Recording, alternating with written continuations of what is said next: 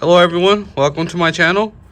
Today I'm going to be showing you how to replace KeyFob battery on your 2025 Camry. So this is your KeyFob. So what you're going to do is take out the blade key, and it has the arrow pushing this way. Push it down, pull out the key. You can just use 2 fingers and just pop it open like this. CR2450 battery. It's a pretty big one. Usually they take 2032.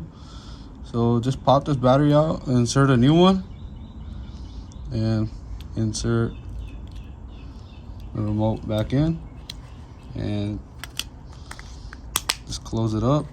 Insert your blade key, a red light, and you should hear your alarm. That's how easy it is to replace your battery. It literally takes like 15 seconds to do. And if this video helped you, don't forget to hit the like, share, and subscribe button. I'm going to be posting more content about this, so stay tuned.